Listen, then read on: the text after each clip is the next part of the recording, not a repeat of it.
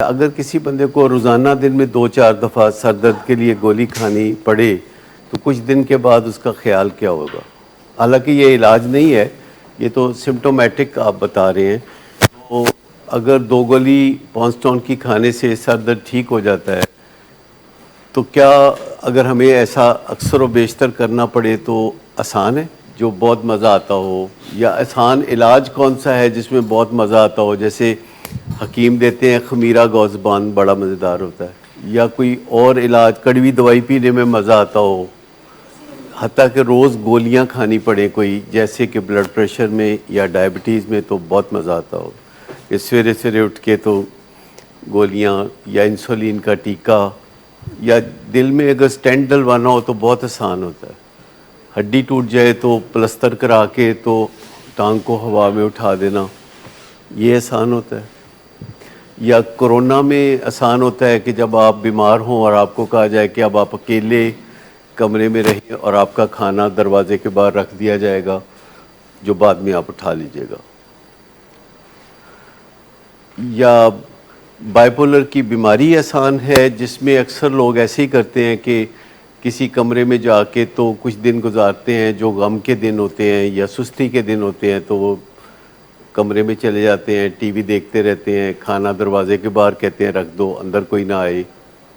और जब happy feel होती है तो दिल करता है कि घूमें फिरें, ट्रैवल करें, लोगों को तोहफे दें, लोगों को चॉकलेट्स बांटें, या इस तरह की कोई शॉपिंग ढेर सारी करें।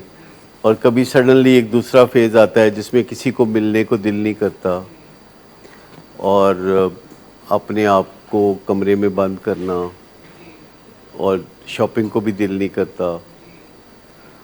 तो कुछ दिन ऐसे और कुछ दिन वैसे गुजरते हैं, और ऐसी बीमारी को बाइपोलर डिसऑर्डर कहते हैं। तो फिर उसका इलाज करना पड़ता है, जो कि बुरा लगता है, क्योंकि जब आप दवा लेते हैं तो आपका जो खुशी का फेज़ है वो थोड़ा नीचे आ जाता है, गम का फेज़ ठीक हो जाता है, लेकिन खुशी उतनी महसूस नहीं होती जितनी कि वैसे होती थी दवाई के बगैर। इसलिए लोग फिर दवाई से भी बागी होते हैं, दवाइयों से काफ़ी गिले शिकवे होते हैं, क्योंकि आज के पेशेंट को पता नहीं होता कि 100 साल पहले का पेशेंट दवाई का किस कदर ख्वाहिशमंद था, पर दवाई कोई नहीं थी।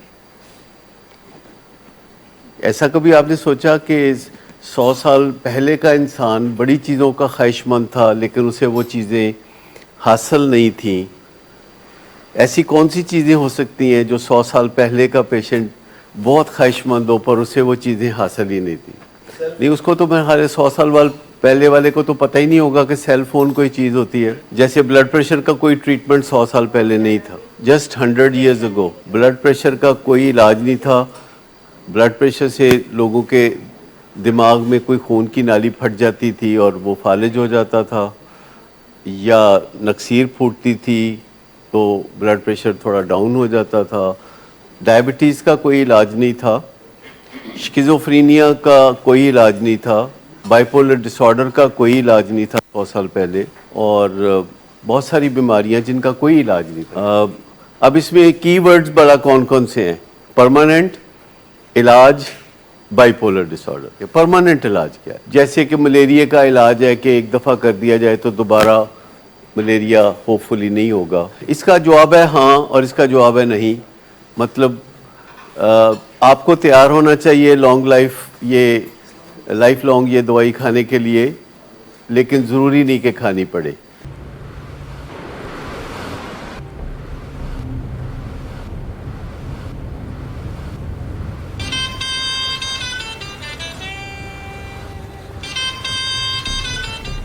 अच्छा, तो अभी तक तुम्हारा इस चीप लड़की के साथ चक्कर चल रहा है?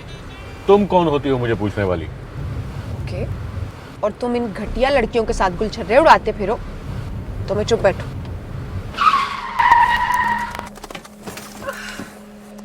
Get out.